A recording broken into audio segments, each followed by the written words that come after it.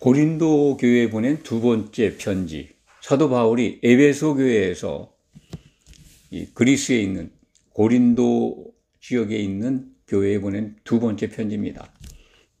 고린도 전서나 고린도 후서나 이 복음에 관한 오해뿐만 아니라 참 성도들 간에 분쟁도 있었고 또 우상숭배 현상도 나타났고 그런 것들은 이제 고린도 전서 속에서 많이 책망을 하죠. 그리고 바른 교훈을 사도 바울이 전해줍니다.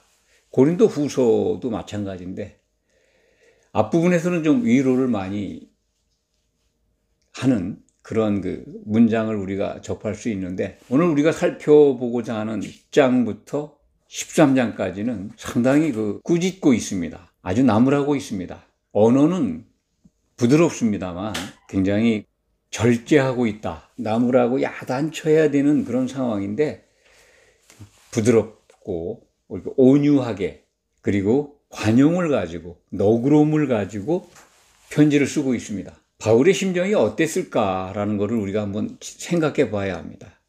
어떠냐면 오늘 본문 고린도 후서 10장에 기록된 것만 봐도 아주 모욕적으로 사도 바울을 폄하하고 비난하고 무시하고 있었습니다. 바울이 고린도 교회에서 사역을 하고 에베소 교회로 이제 옮겨와 있는 기간 중에 일어난 일들입니다. 그 비난하는 내용들을 한번 우리가 미리 보면 10장 2절에 보면 사도가 이 육신에 속한 자라는 거예요. 육신에 속한 자로 여기고 있다는 겁니다. 물론 성도들 전부가 그렇게 생각하는 건 아니겠지만 이른바 거짓 교사, 거짓 사도들이 와서 충동질을 했던 것 같아요. 그 부분은 이제 11장 14절에 가면은 이 거짓 사도라고 아주 딱 짚어서 말씀을 합니다. 거짓 사도들이 교회에 들어와서 성도들을 충동질하고 미혹했던 것 같습니다. 그러니까 사도 바울이 가르치는 거 그 육신에 속한 개인적 능력으로 한 것이다.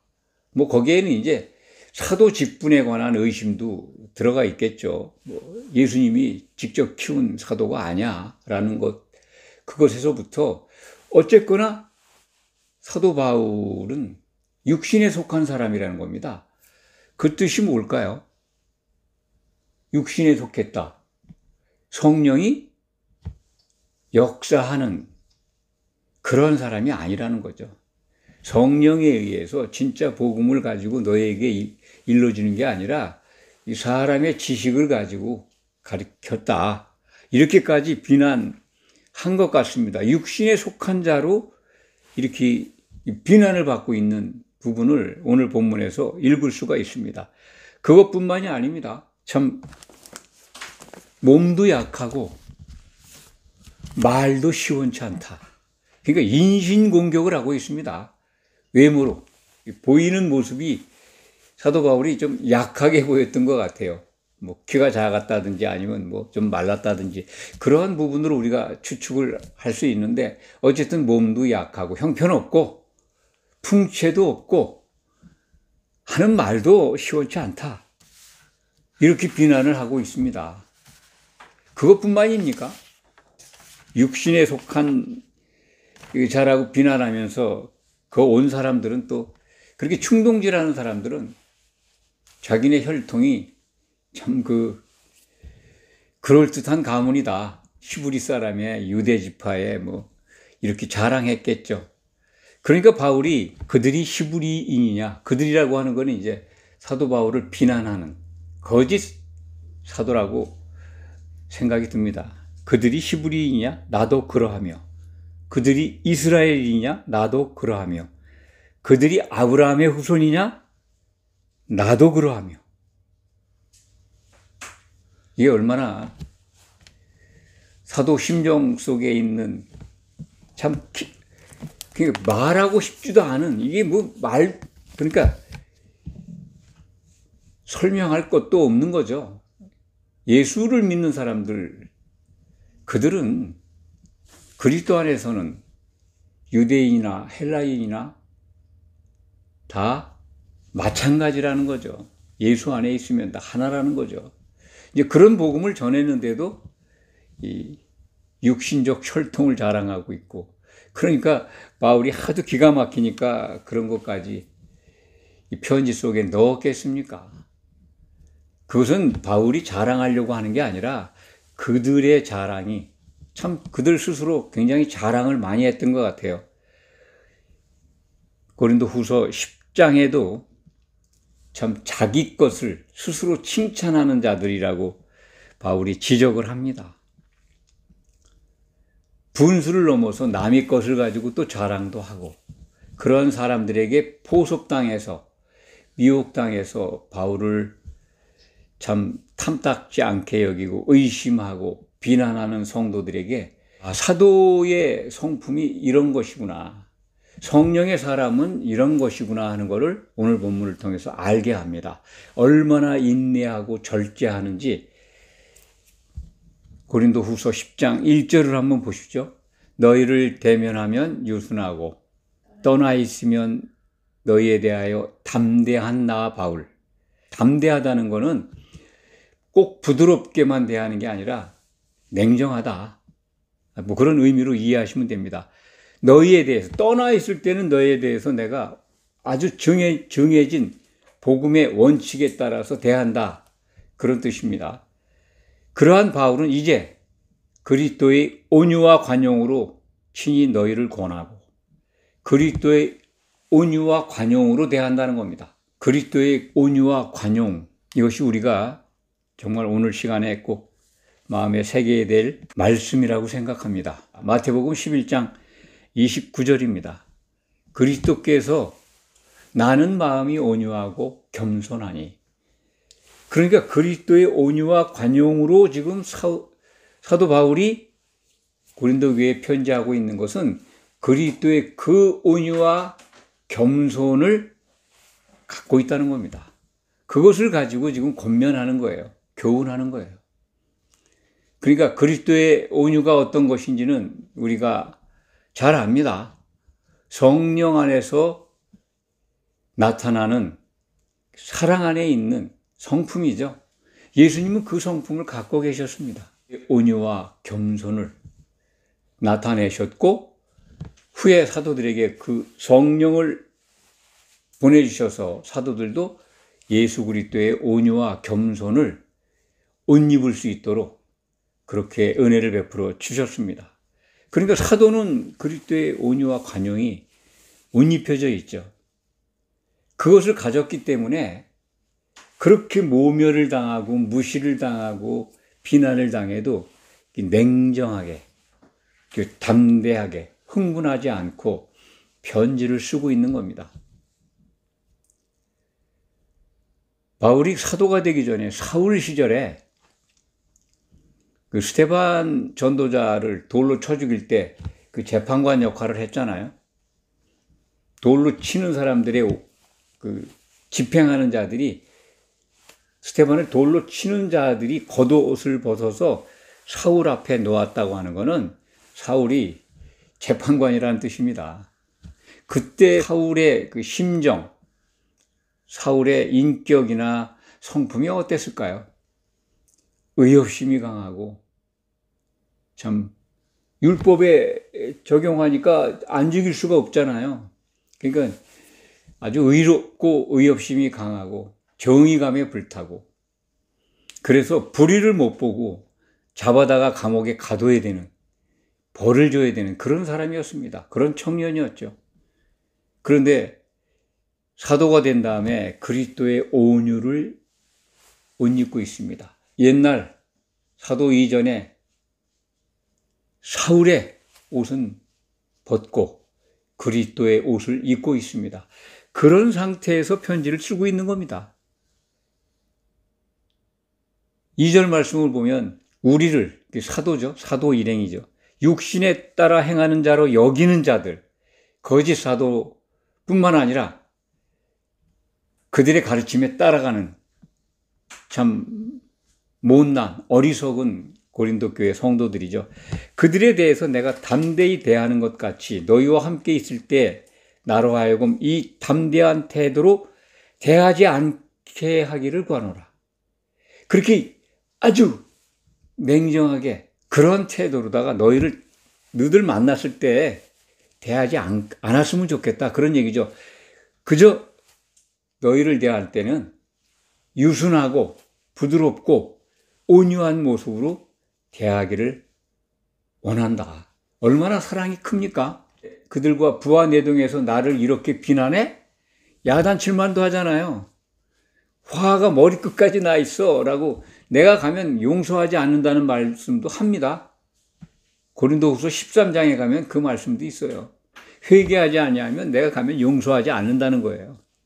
그러기까지 인간적인 어떤 서운함과 분노 그런 것들이 있지만은 그리스도의 온유와 관용, 겸손을 가지니까 이러한 권면의 말씀을 쓸 수 있었다고 생각합니다. 우리는 이것을 본받아야 합니다. 사도들이 기록한 신약 성경을 보고 복음을 우리가 믿는 거잖아요. 복음을 믿는다고 하면서 사도들의 그 말, 그들의 성품을 따르지 않는다면 그건 굉장히 이중적이죠. 위선적인 겁니다. 머릿속으로는 신약 성경을 접하면서 옳다, 그렇게 복종해야 된다, 따라야 된다라고 다짐을 하지만 또 우리 역시 잘 안 되잖아요. 안 되지만 그것이 틀렸다고 하는 걸 인정해야 돼요. 그걸 합리화시키고 변명하러 들면 정말 위선자가 되는 겁니다. 아, 내가 그 말씀대로 살지를 못한다. 그분들이 기록한 신약 성경에 기록된 하나님의 말씀은 다 옳은데 그걸 못 지키는 나 자신을 질책을 하고 스스로 돌아보고 돌이키고 해야 마땅하죠. 그런데 그런 과정은 굉장히 소홀히 하면서 잘하고 있는 것만 자랑들을 많이 해요. 자기를 칭찬하는 자들에 대해서 오늘 본문 말씀도 지적을 합니다. 그러니까 사도 바울 일행을 육신에 따라 행하는 자로 여기는 자들, 그들은 자기들을 대단히 칭찬하고 산다는 거예요. 자기를 칭찬한다는 거예요. 오죽하면 이제 고린도후서 10장 말미에 가면 자랑하는 자는 주 안에서 자랑하라고 그렇게 일러줍니다. 자기를 칭찬하는 자들하고 다르다. 사도 바울은 그런 말씀까지 오늘 본문 고린도후서 10장에서 다 교회 성도들에게 일러줍니다. 3절 말씀이 이제 2절 말씀과 연결되는 거죠. 우리가 육신으로 행하나 육신에 따라 싸우지 아니하노니. 그렇습니다. 육신의 생각은 사망이라는 거 우리가 배웠죠. 육신의 생각은 사망이고 영의 생각은 생명과 평안이다. 성령 안에 있는 사람은 영의 생각으로 사는 거고 육신에 따라 행하는 자는 성령 밖에 있는 그야말로 육적인 사람입니다. 그런 기준을 가지고 바울을 폄하했던 사람들, 그래서 거짓 사도라고 지칭하는 거죠. 4절 말씀, 우리의 싸우는 무기는 육신에 속한 것이 아니요.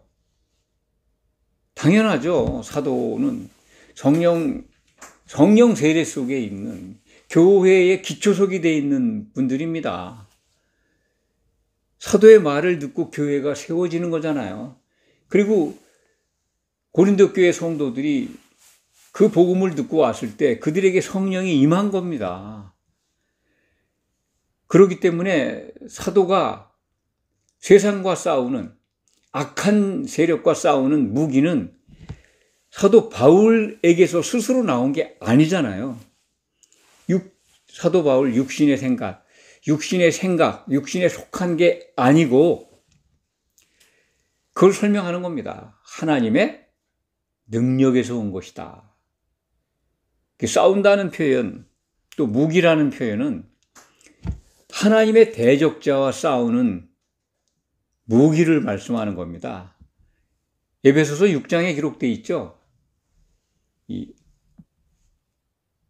전신갑주를 입으라 그런 말씀 속에서 성령의 검, 곧 말씀을 가지라. 사도 바울은 말씀을 성령이 임함으로써 받은 능력, 디나미스라고 그러죠. 헬라 말로.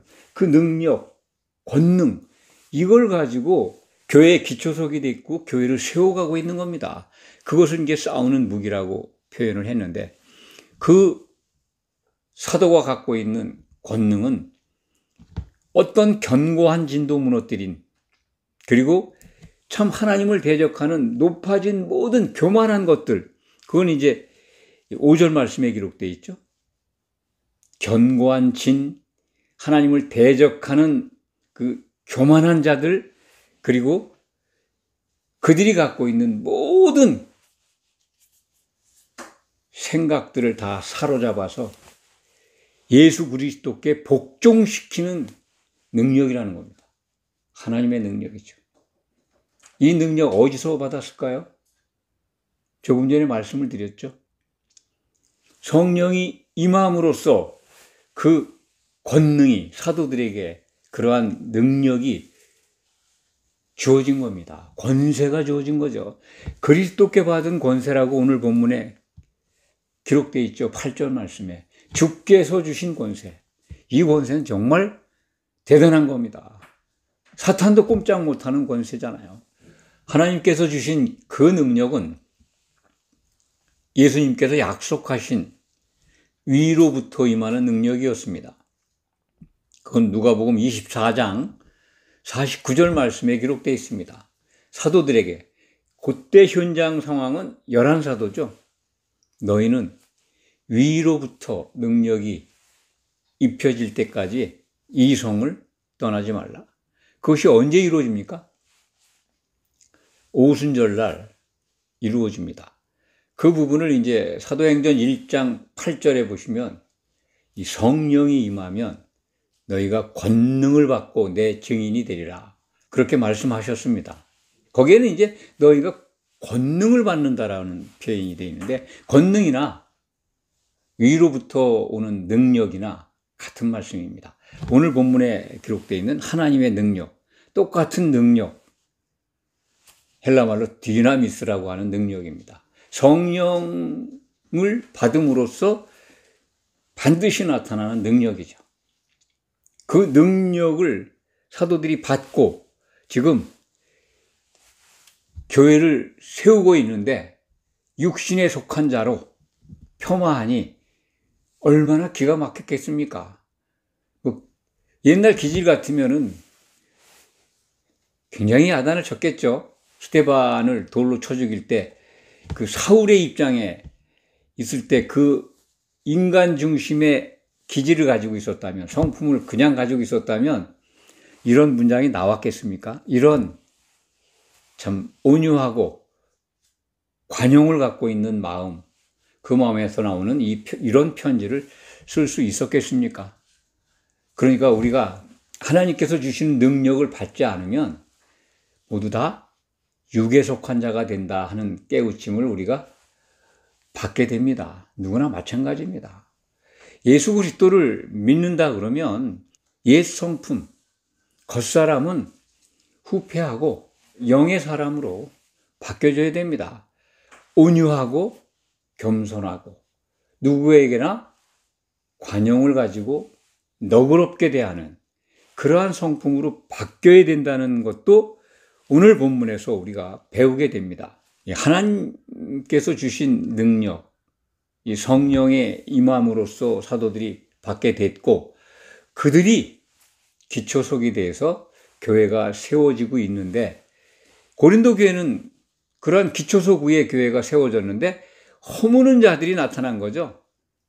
아주 극단적으로 사도를 뒤흔들므로써 견고하게 세워져야 될 교회가 흔들리고 있는 겁니다.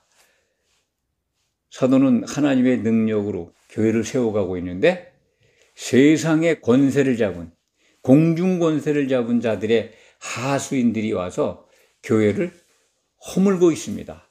허무는 권력이 등장한 거죠. 그러니 얼마나 기가 막혔겠어요. 그래서 5절 말씀, 모든 생각들을 사로잡아서 그리스도께 복종하게 하려고, 그렇게 사도는 권세를 받았고 그렇게 교회를 세워가고 있다. 그런데 6절 말씀이 아주 매우 중요합니다. 너희의 복종이 온전하게 될 때에 모든 복종하지 않은 것을 벌하려고 준비 중에 있노라. 누가 준비하는 걸까요? 우리가 준비하고 있다. 사도들이 벌하려고 복종하지 아니하는 자들. 이게 그리스도의 심판 때를 이런 말씀으로 표현해 준 겁니다. 온전하게 될 때, 복종이 온전하게 될 때가 언제일까요, 그러면? 모든 믿는 자들이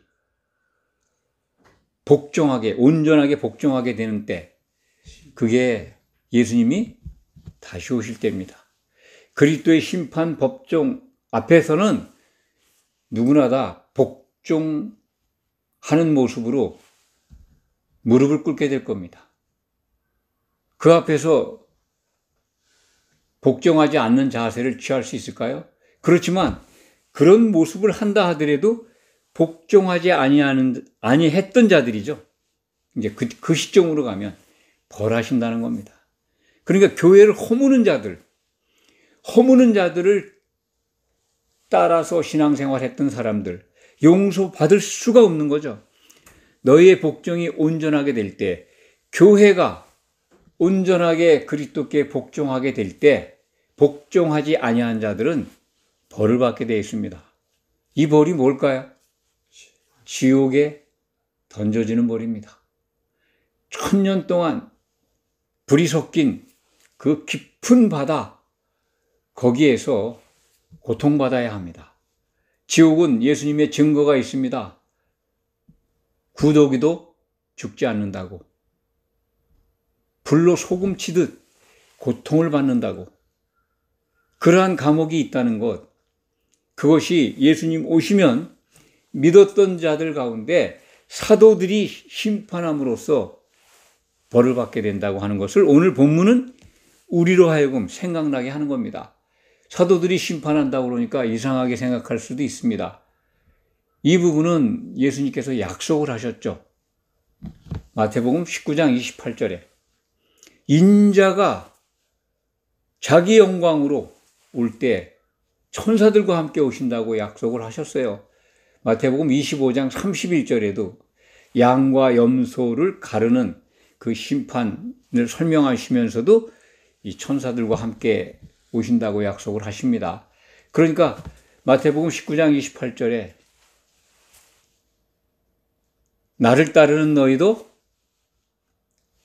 내 보좌에 앉아서 믿었던 자들, 이스라엘 12지파라고 표현되어 있습니다만 영적 이스라엘 12지파죠.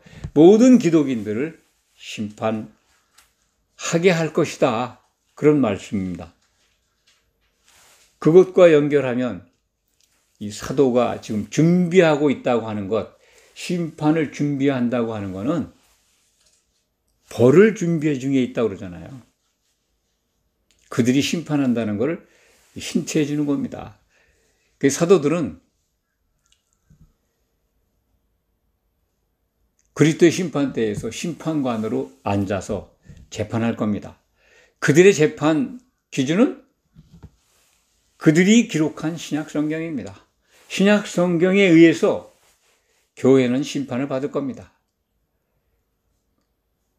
성도들이, 모든 믿는 자들이 예수님 다시 오실 때 그리스도의 심판대 앞에 서게 된다는 말씀은 신약 성경에 몇 군데 기록되어 있습니다. 고린도 후서 5장 10절, 로마서 14장 10절에 이 심판대에 관한 말씀이 기록되어 있고, 계시록 19장에 백마 타고 예수님이 싸우러 가는데 따르는 자들이 있어요. 따르는 자들이. 그것을 우리는 이제 예수님을 따르는 자들, 사도, 12사도로 이해를 합니다.